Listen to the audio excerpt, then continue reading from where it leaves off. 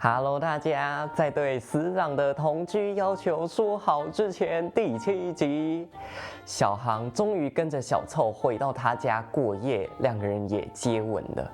这两个人的关系总算是跨出了那至关重要的一步啊！接下来两个人无论是要交往还是同居，应该都没有再有这么多阻碍了吧？也不知道小航还会嘴硬到什么时候。不管怎么样，我们赶快来看看吧。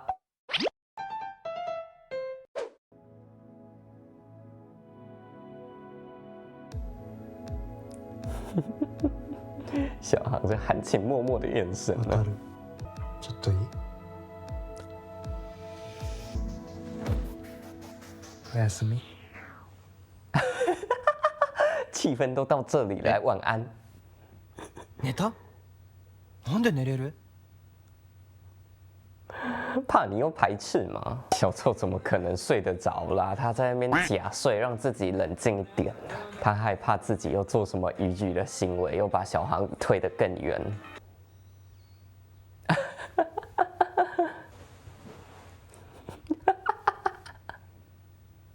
渡る。いい？什麼？這是不是小航在做夢？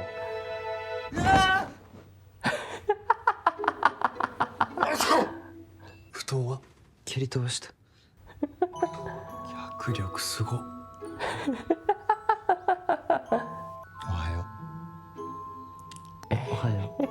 这早晨不错吧？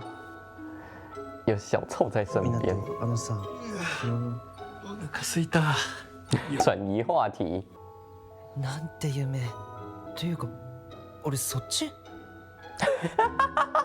你会在意这个啊？第一次看小臭戴眼镜哎。なんでこんなにいつも通りなんだ？为什么入期？是因为怕你尴尬呀。ありがとう。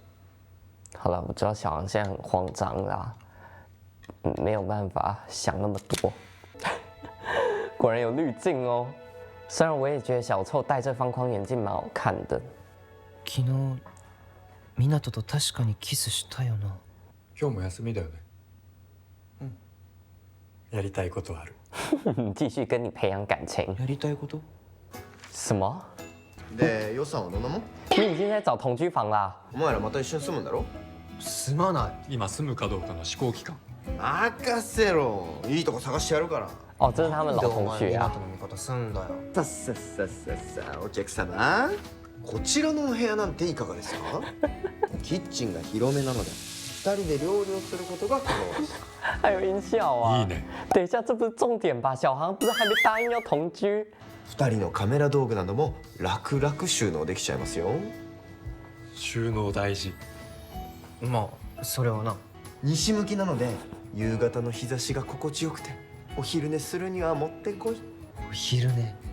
小航其实没那么排斥哈，甚至还在畅想以後的生活了。もしまた湊と一緒に暮らせたら。晩ご飯できたよ。一緒に食べ。ダメ！这局怎么这么抓马呀？いや、なんでも俺朝からこんなことばっかり。因为你的内心已经有一些变化了。あとここのオーナーは友人同士でも審査通せる可能性が高いよ。友人じゃない。そろそろ帰んないと。我也觉得这次是小臭太急了，虽然他前面确实已经等很久了。渡る。この後って。渡る。渡る待って。なんで勝手に話進めるんだよ。急すぎた。急すぎだよ。実際に話聞いた方がイメージしやすいかと思って。それに友達じゃないって言おうとした。あいつの反応考えなかった？考えなかった。それで離れるやつなら別にそれまででいい。俺は良くない。何も良くない。渡る。对啊，小臭，你要在意一下小航可能会在意这件事。お互い好きなのに、なんで親友でいることにこだわるのかわからない。是啊，小航吊着小臭那么久，他会伤心的。恋人だから許せるって言われた。写真のことになると周りが見えなくなることとか俺のダメなところ全部太好了，小航终于坦白自己心声，正视自己内心了。这个镜头也是慢慢推进，聚焦在小航的自白吼。どうせまた一緒に住んだって湊の方から離れる。哎，对，離れない。そんなのわかんないじゃん。这是他在意的。但是小航你要讲出来，小臭才会懂啦。カメラの時と一緒。湊はまた離れる。それは湊が決めた道で仕事頑張ってることを心の底から応援したい。可是又忍不住想要把他留在自己身边。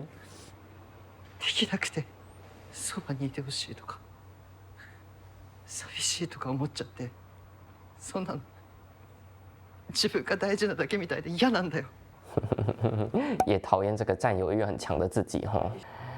小翠是到现在才明白小航到底怎么想的。哎呦，结果现在换小臭在犹豫了吗？分かった。一回離れる。不是。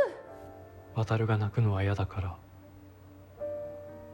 ただの友達になって。好吧。だから渡も考えて。他の人とどうだったかじゃなくて、俺と渡のことを考えて。哎呦。渡泣いてた。お互い好きなのに。渡は友達の枠にこだわる。那么积极、主动、开朗、乐观的小臭，现在躺在这边，不知道该怎么办了，颓废。じいちゃん、どうかした？湊、ちょっとうちに来てくれないか。突然電話かかってくるから何事かと思ったよ。真的。何事もなくても孫に会いたいんだよ。主要是导演这样拍，还会以为爷爷出事了。最近休みの日もなんか忙しそうにしてるな。まあね。てっきりデートしてるのかと思ったよ。爷爷，你没想错啊，你要支持孙子的恋情呐。そういえば渡もじいちゃんに会いたいって言ってたよ。お、嬉しいな。じいちゃんだけ？もちろんばあちゃんにもだよ。ならオッケー。オッケー。哎呦，很可爱哦！这爷爷奶奶到现在还会用相机记录生活。このカメラも俺が子供の時から使ってるし、物持ちいいよね。大事なものはなくなったら寂しいだろ。どうしたらずっとそばにいられるか哎，考えないと。爷爷问出了关键问题，这其实是小臭跟小航共同的问题，只是两个人面对的方式不一样。お菓子は湊だけか。じいちゃんは甘いもの禁止でしょ？はいはい。この間検診に引っかかってな。再検査では大丈夫だったんだけど、ばあちゃんが気にするもんでな。じいちゃんにとってはばあちゃんってどういう存在なの？それは一番近くて。哦，爷爷字很工整哦。だってばあちゃんの人生を一番近くで見てきたのはじいちゃんだろ。それがじいちゃんにとってものすごい幸せなんだよ。湊、行こう。是啊，你们之间的羁绊，经过那么多年的陪伴，早就已经超越恋人的存在了。俺は渡が笑っている顔をずっとそばで見ていたい。现在就只是你们要以什么样的关系相处。すごく素敵です。哎呀，この花さ、プロポーズの時にもらったのと一緒だよね。でもやれるかしない？小航，你在公路上被那对夫妇放闪，你不会心里难过吗？ユウスケあの時めちゃくちゃ泣いてたよな。だってずっとそばにいてくれなんて言うんだもん。それに家族んだって泣いてたからね。もうすぐ結婚式だなんて感慨深いね。跟小臭小航好像哦，就是他们的生活经历了好多，聊天时都是这种琐事。怎么样，小航，你也向往这样的关系吗？ずっと湊のそばにいたい。哎，不知道他们这样子是分开多久了？不回应吗？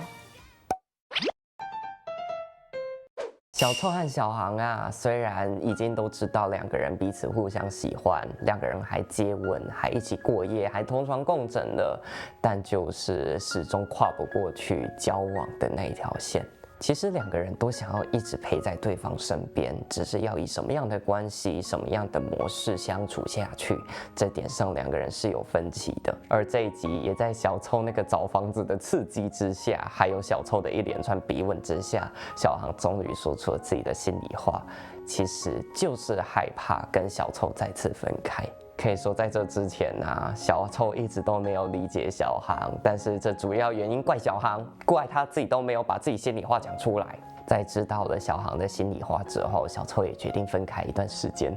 一方面也如同他自己说的，他舍不得看小航哭；另一方面，确实两个人都需要一点时间再好好想一想。结果这两者人啊，就在这段时间里看见两种截然不同的伴侣的典范。小臭跟爷爷奶奶聊天，知道了陪伴的价值。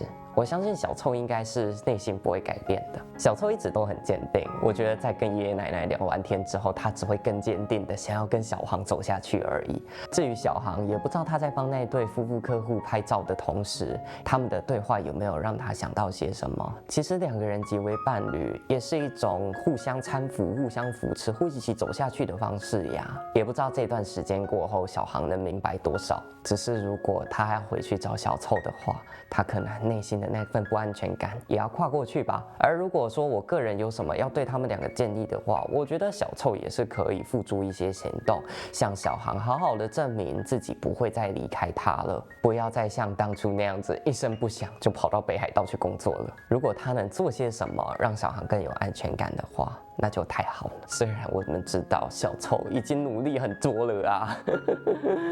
行了，这一集就看到这边吧，之后再继续看看两个人在这段时间过后又会有什么新的启发、新的体悟，再见面之后又会有什么样新的改变。下次见，拜拜。